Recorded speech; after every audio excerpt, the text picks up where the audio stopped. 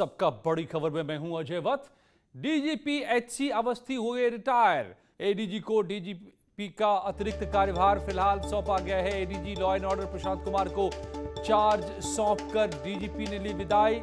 Hitesh Chandra Awasthi retire हुए DGP के पद से। सादगी के साथ ये विदाई समारोह कोविड प्रोटोकॉल के चलते मामूली तरीके से, खास मौका सीएम योगी ने दी शुभकामनाएं आगे के जीवन के लिए, लेकिन अब तक फैसला नहीं हो पाया है नए डीजीपी का। इस बीच डीजीपी हितेश चंद्र अवस्थी अपने पद से रिटायर हो चुके। उनका वक्त पूरा हो गया था, कार्यकाल पूरा हो चुका था। तो एक सादे समारोह में ये रिटायरमेंट की प्रक्रिया पूरी हुई और इसके बाद सीएम योगी ने बधाई दी। फिलहाल ADG law and order Prashant Kumar को चार्ज यानी उनके हवाले यूपी पुलिस। और सीएम ऑफिस ने एचसी अवस्थी को ट्वीट कर शुभकामनाएं दी और 36 साल की लंबी सेवा के लिए आभार जताया। लिखा, डीजीपी एचसी अवस्थी आज 36 सालों का कार्यकाल पूरा कर रिटायर हो रहे हैं। आईपीएस अधिकारी के रूप में उन्होंने अपनी लंबी सेवा के दौरान एक अच्छे नेतृत्वकर्ता, तेज तर्रार अधिकारी के रूप में देश प्रदेश की सेवा की है।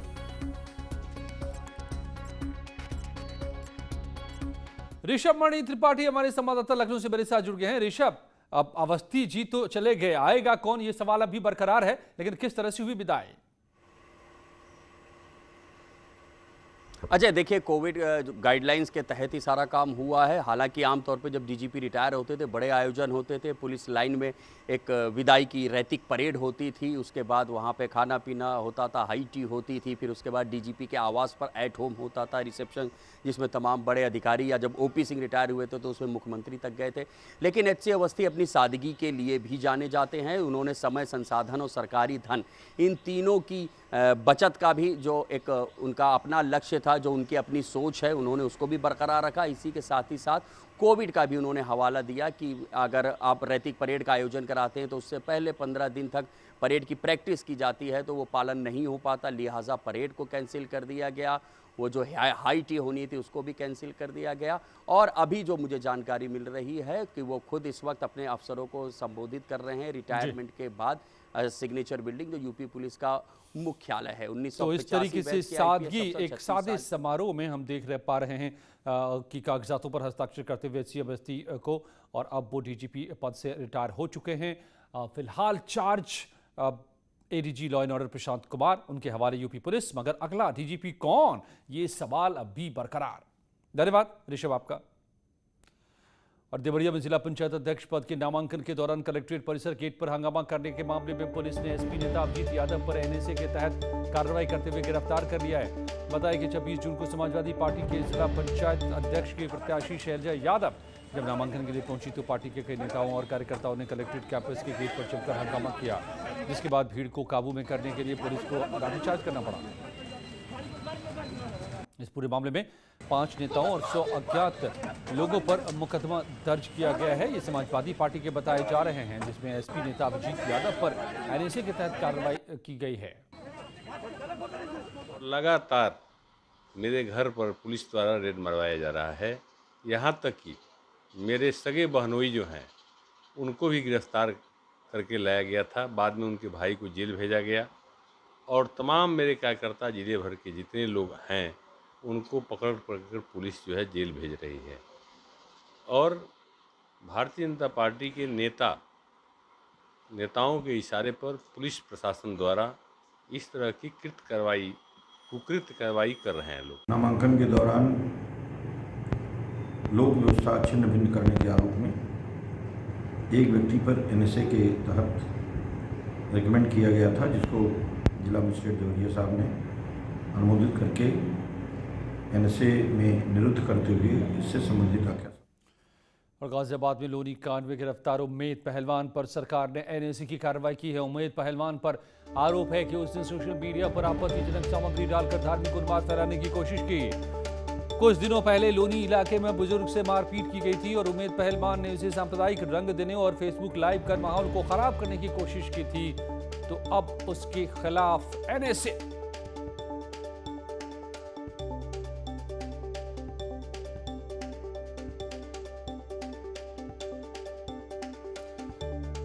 राष्ट्रीय सुरक्षा कानून, नेशनल सिक्योरिटी एक्ट, बेहद कड़ा कानून, राष्ट्र के खिलाफ कदम माना जा गया है। इसमें उम्मेद पहलवान ने देश के साथ खिलवाड़ की कोशिश की, सांप्रदायिक भावनाओं को भड़काने की कोशिश की झूठ के दम पर, और इसीलिए एनएसए ने निर्णय लिया है कि इस तरीके की जो घटनाएं, सामाजिक वैमनस्यता, आपसी भाईचारा और प्रदेश की कानून व्यवस्था को डिस्टर्ब करने वाले लोग हैं, उनके खिलाफ हम कड़ी कार्रवाई करेंगे। माननीय मुख्यमंत्री जी ने पहले ही एनएसए के तहत कार्रवाई के निर्देश दिए हैं, और एनएसए में खास बात यह है कि उसी पर लगाया जाता है जो पहले से गिरफ्त में होता है, और एनएसए की कार्रवाई।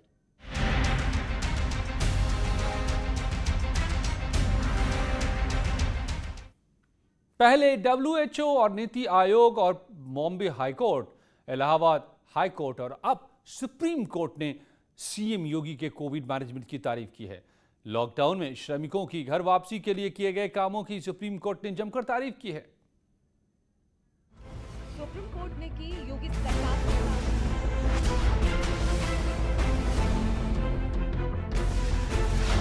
श्रमिकों की घर वापसी का योगी मॉडल।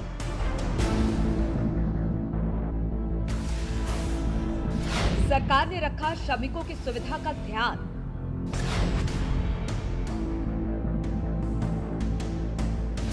स्किल मैपिंग को सुप्रीम कोर्ट ने माना बड़ा काम।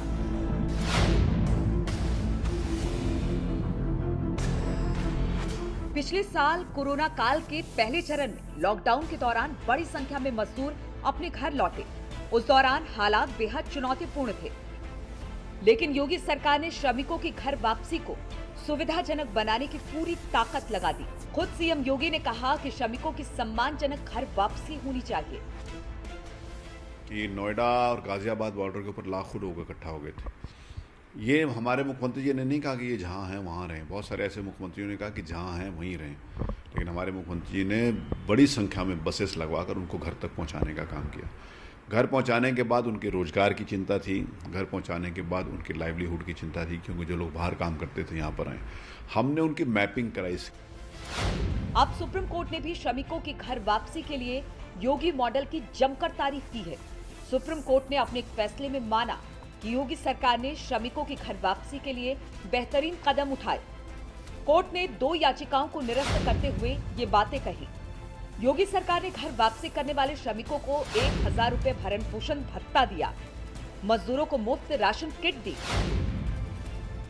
मजदूरों के लिए क्वारंटीन सेंटर्स बनाए गए, श्रमिकों को रोजगार देने की हर संभव कोशिश की गई, कामगार श्रमिक कल्याण आयोग का गठन किया गया, श्रमिकों की स्किल मैपिंग कराई गई, स्किल के मुताबिक रोजगार दिए गए, 12,000 बसों से मजदूरों को घर पहुंचाया गया, रेलवे के सहयोग से 590 श्रमिक रेल चलाई गई, पारदर्शिता के लिए पोर्टल बनाया गया।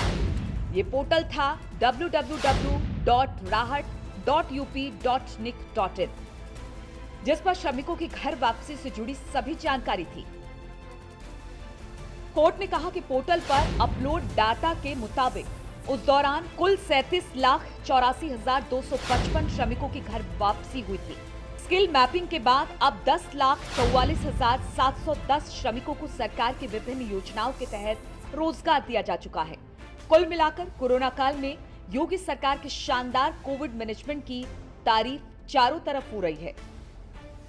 सरकार ने जब लॉकडाउन शुरू हुआ उसके बाद से प्रवासी श्रमिकों को लेकर जो वादा किया था या फिर जो व्यवस्थाएं की गई, उसको देखते हुए अभी बहुत सारे लोग ऐसे हैं जिनको अलग अलग सेक्टर्स के जरिए रोजगार से जोड़ा गया है, और आगे भी इस तरीके का प्रयास किया जाएगा कि जो भी प्रवासी श्रमिक लौट के आ रहे हैं उनके पास कम से कम आजीविका का संकट ना हो। रामगढ़ से न्यूज़ 18 लखनऊ। और गाजियाबाद दिल्ली गाजीपुर बॉर्डर पर बीजेपी कार्यकर्ताओं के साथ किसानों की मारपीट हुई है। आरोप के मुताबिक किसान संगठनों के लोगों ने काले झंडे दिखाए हैं। बीजेपी नेता की गाड़ी में भी तोड़फोड़ की है। बीजेपी का आरोप है कि किसानों ने बीजेपी कार्यकर्ताओं के साथ मारपीट की है। ये तस्वीर उसी मारपीट की, बीजेपी नेताओं कार्यकर्ताओं के साथ मारपीट। दिल्ली गाजियाबाद दिल्ली बॉर्डर पर बैठे किसानों ने ये मारपीट की है।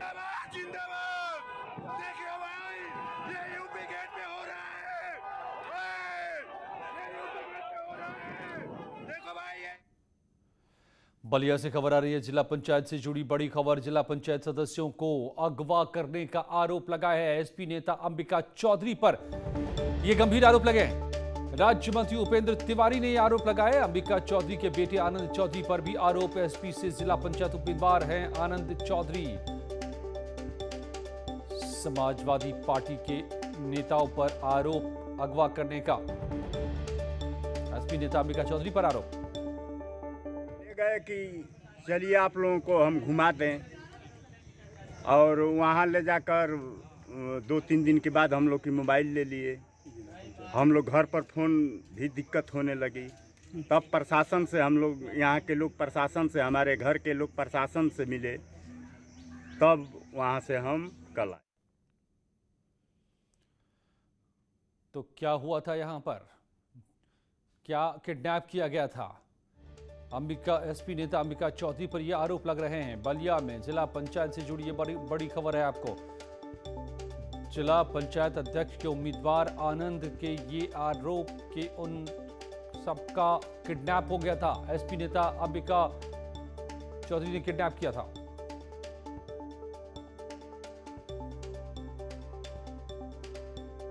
और उपेंद्र तिवारी ने आरोप लगाए हैं। खुद मेरे साथ जुड़ गए हैं इस वक्त स्वतंत्र प्रभार राज्य मंत्री उपेंद्र जी। हुआ क्या था, जरा न्यूज़ 18 को बताएं, दर्शकों को बताएं। क्या हुआ था, किस तरीके से क्या अपहरण हुआ था? बहुत बहुत धन्यवाद भाई साहब। भारत में और पूरे उत्तर प्रदेश के अंदर जिला पंचायत सदस्य का और अध्यक्ष का चुनाव चल रहा है। जिला पंचायत अध्यक्ष के लिए जी बलिया जनपद में उत्तर प्रदेश सरकार के पूर्व मंत्री श्री अंबिका चौधरी जी और पूर्व मंत्री नारद राय जी, यहाँ पे अंबिका चौधरी जी का लड़का चुनाव लड़ रहा है। समाजवादी पार्टी की सरकार से भू माफिया के रूप में, गुंडई के रूप में, दबंगई के रूप में और गरीबों के पसीनों की कमाई को लूट करके धन अर्जित इन्होंने किया है। और धनबल के आधार पे बलिया के जिला पंचायत सदस्य, बलिया जनपद उत्तर प्रदेश के बाहर उधर छत्तीसगढ़ किसी राज्य में इन्होंने रखा। जब परिजनों को जानकारी हुई कि इन्होंने अपहरण कर लिया है तो लोग शिकायत करना शुरू किए। ये घटना 15-16 दिन पहले से चली आ रही। जिनकी दरखास्त पहुंची, जब इंस्पेक्टर ने, पुलिस ने कार्रवाई करने की बात कही तो इन्होंने कहा कि मैं बरामद करा दे रहा हूं। और 24 घंटे 48 घंटे के अंदर 4-5 मेंबरों को इन्होंने दिया, जिसका विजुअल टेलीविजन पे चल रहा है। जिसका ये वार्ड नंबर 36 से रामनाथ व्यापारी जो दलित समाज से आते हैं, मनीष सिंह, इसी तरीके से वार्ड नंबर 23 के हैं। लेकिन उपेंद्र जी बिल्कुल, और इस तरीके से तमाम लोगों को इन्होंने वो किया। अभी क्या हुआ कि अब जब वो लोग आए और वहाँ की पीड़ा बताना शुरू किए कि कैदी से भी ज्यादा बुरी तरीके से बर्ताव हम लोगों के साथ किया जा रहा है। वहाँ पे मोबाइल जब्त करा ली गई। ठीक है। एक कमरे में कौन कौन लोग थे वो लोग? मजबूर किया गया। कौन कौन लोग थे किडनैप करने वाले? किडनैप करने वाले उत्तर प्रदेश सरकार के पूर्व मंत्री श्री अंबिका चौधरी जी हैं, पूर्व मंत्री श्री नारद राय जी हैं, अंबिका चौधरी जी का लड़का श्री आनंद चौधरी है, इनका भाई दिनेश है, अमित यादव है, ये तमाम लोग हैं, इनके उनके परिजनों के लोग। और अपहरण करके अभी भी 24-25 जिला पंचायत सदस्यों को ये इन्होंने हिंदुस्तान के किसी कोने में छिपा रखा है। इसको लेकर के और जब परिजनों ने ये शिकायत करना शुरू किया तब इनको छटपटाहट। तो पुलिस क्या कर रही है उपेंद्र जी? पुलिस बिल्कुल कार्रवाई कर रही है। इन लोगों के खिलाफ जिन परिजनों ने शिकायत दर्ज कराया है, इन लोगों के खिलाफ कार्रवाई कर, मुकदमा कायम करके कार्रवाई कर रही है। और आपकी पुलिस के रहते, उपेंद्र तिवारी जी, आपकी पुलिस के रहते ये जरूरत कि पूर्व मंत्री सारे आपके सदस्यों को किडनैप करके ले जाए, अभी भी छिपा के रखा हुआ है? आप बता रहे हैं 20-25। बिल्कुल, अभी भी 24-25 है, मुकदमा कायम हुआ है। इसी पर उनको छटपटाहट है। और हम कहना चाहते हैं कि पूज्य योगी आदित्यनाथ जी महाराज जी के राज में गुंडा, माफिया, लुटेरा, अपहरणकर्ता का कहीं स्थान नहीं है। नहीं, यही तो मैं कह रहा हूँ उपेंद्र जी, मेरी समझ में नहीं आ पा रहा है जी, मेरी समझ में ये बात नहीं आ पा रही है कि बड़े बड़े माफिया तो सलाखों के पीछे, ये कौन नए आ गए? योगी जी की पुलिस, हम सब की पुलिस, इन सभी लोगों को कहीं न कहीं हिंदुस्तान के किसी भी कोने में होंगे, खींच के निकाल के लाएंगे और दूध और पानी का पानी करेंगे और जो भी अपहरण करके ले गया होगा उसके विरुद्ध भी कड़ी से कड़ी कार्रवाई होगी। तो आप तो बहुत से नाम ले रहे हैं अंबिका चौधरी समेत एसपी के नेताओं के, क्या उन पर कोई कार्रवाई हुई है, गिरफ्तारी हुई है? जी, मुकदमा कायम हुआ है, क्योंकि रमेश वर्मा वार्ड नंबर 10 जिला पंचायत सदस्य के पिताजी ने तहरीर दिया। टेलीविजन पे उन्होंने बोला कि हमारे लड़के को आज 6-7 दिन से बात नहीं कराया गया। और जब ये नहीं, आपको लगता नहीं कि पुलिस काफी सुस्त कार्रवाई कर रही है? इतना संगीन मामला किडनैपिंग का, कन्फाइनमेंट का, और अभी तक सिर्फ मामला दर्ज है। क्योंकि ये अन्य राज्य में लेकर के भाग गए हैं। पुलिस पे 3 दिन से 4 दिन से ये तहरीर 4 दिन से पड़ी हुई थी। ये कह रहे थे कि हम 1 दिन 2 दिन के अंदर ला के दे रहे हैं, क्योंकि पूर्व मंत्री थे। हम लोग चाहते थे कि शालीनता पूर्वक उत्तर प्रदेश के अंदर चुनाव हो, माहौल खराब ना हो, लेकिन इनको माहौल खराब करने की पुरानी आदत है समाजवादी पार्टी की सरकार में। क्या मकसद था किडनैप करने का इनका? क्या, क्यों किडनैप किया था सारे आपके पंचायत सदस्यों का? इसलिए कि पुत्र मोह में ये फंसे हुए हैं श्री अंबिका चौधरी जी। इनकी तो राजनीति खत्म है। समाजवादी पार्टी काम किया, उनकी पार्टी को तोड़ने का काम किया। बसपा में गए, जिला पंचायत सदस्य बहुजन समाज पार्टी से बने, बहन जी को भी छोड़ करके चले आए। ये लोग किसी के सगे नहीं है और आज न इनकी कहीं सदस्यता है। अंबिका चौधरी और ये अपने बेटे को जानते हैं और बलिया की जनता इन दोनों नेताओं के बारे में पढ़ के बैठी हुई है और इसलिए बलिया की जनता ने मूड बना लिया है कि अच्छा सुनिए यार, ओके उपेंद्र जी आप बने रहिए। अंबिका चौधरी खुद जुड़ गए हैं हमारे साथ इस वक्त, जिन पर ये तमाम आरोप आप लगा रहे हैं। अंबिका चौधरी जी, क्या कर रहे हैं आप? ये किडनैपिंग, कन्फाइनमेंट, लोगों को पकड़ के आप किडनैप करके छिपा कर रखे हुए हैं सदस्यों को, पंचायत सदस्यों को। बड़ी जोर से डांटा आपने, मैं डर गया। और ये आपके प्रश्न को मैं समझा नहीं, और क्या चल रहा है आपके यहाँ मैंने देखा नहीं, मैं तो फोन पे हूँ, मुझे नहीं पता आप क्या पूछना चाहते हैं। अंबिका चौधरी जी, आपके ऊपर आरोप है। अच्छा, मैं समझ गया।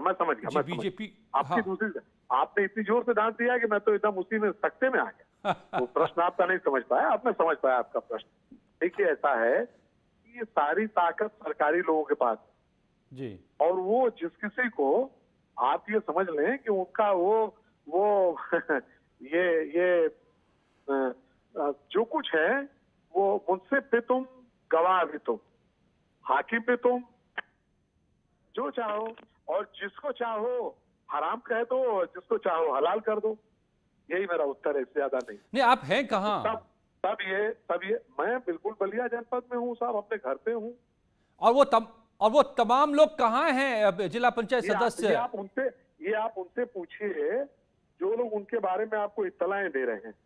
नहीं तो छूट कर आए हैं, वो खुद अपने मुंह से कह रहे हैं। तो नहीं, अब जो आए होंगे पता नहीं कौन बताया, मुझे नहीं पता किसने क्या बताया। उपेंद्र तिवारी जी बताइए, आप अंबिका चौधरी जी सुन रहे हैं आपकी बात, क्या आरोप है आपके? ये रामनाथ तिवारी जी, वार्ड नंबर 36, आप अपहरण करके रखे थे उनको, आप छत्तीसगढ़ में वो टीवी के सामने बोल रहे हैं, कुछ तो नैतिकता रखिए। हाँ, जनता ने खारिज कर दिया तो धनबल के आधार पर बच्चे को आप स्थापित करना चाहते हैं। अभी भी नैतिकता है तो ला करके जिला पंचायत सदस्यों को वापस करिए, नहीं तो योगी जी के राज में, सपा का राज नहीं है, योगी जी का राज है। अगर अपहरण आपने कराया है तो बिल्कुल कार्रवाई होगी। नहीं उपेंद्र तिवारी जी, लेकिन ये अंबिका जी तो कह रहे हैं कि मैं तो बलिया में मौजूद हूं और किसी का किडनैप नहीं किया। बलिया में मौजूद हूं, जब ये जानकारी हुई, जब 2-4 मेंबर आए तो पूछे कि अंबिका चौधरी छत्तीसगढ़ में कहाँ गए हुए थे, कलकत्ता में क्या करने गए थे, इनकी लोकेशन ट्रेस करा लिया जाए। और एक इनके सहयोगी के रूप में एक सरकारी कर्मचारी था, वहां पे मीटिंग करके कहा इन्होंने कि ये हम जा करके पैसा बढ़वा करके दे रहे हैं धनबल के आधार पे। तो उपेंद्र जी आखिरी सवाल, फिर तो आपके जो आरोप हैं और पुलिस के पास सबूत भी हैं, गिरफ्तारी होगी अंबिका चौधरी की? होनी चाहिए ना फिर तो? बिल्कुल होगी। अगर अंबिका चौधरी ने अपहरण कराया तो बिल्कुल गिरफ्तारी होगी। अगर उपेंद्र तिवारी भी अपहरण कराएंगे तो उपेंद्र तिवारी की भी गिरफ्तारी होनी चाहिए। अगर नारद राय ने किया है, ये योगी जी का राज है, ये अंबिका चौधरी और सपा का राज नहीं है कि उपेंद्र तिवारी के ऊपर इन्होंने पुलिस की गोली चलवा दिया, मेरी हत्या कराने की साजिश करा, जिसमें विनोद राय की हत्या हो गई। इसी नारद राय ने अपने ही पार्टी के चेयरमैन लक्ष्मण गुप्ता के ऊपर गोली चलवा दिया, ठेका के लेकर के इनके लड़के ने मारा पीटा। तो सपा के राज में इन लोगों ने खुला गुंडई किया है, और वही गुंडई आज भारतीय जनता पार्टी की योगी जी के राज में करना चाहते हैं। तो योगी जी के राज में हम लोग करने नहीं देंगे। योगी जी के राज में कानून का राज स्थापित है, तो और बलिया में बेनकाब होंगे, और चाहे हिंदुस्तान के किसी भी कोने में होंगे, योगी जी की पुलिस निश्चित रूप से खोज निकालेगी और इसमें पुलिस सक्रिय है जी। जाल बिछाया गया है, जहां भी होंगे खोज करके हम लोग निकाल के लाएंगे। ठीक है उपेंद्र जी, तो ये बलिया में लगता है बाहुबलियों की जंग छिड़ी हुई है।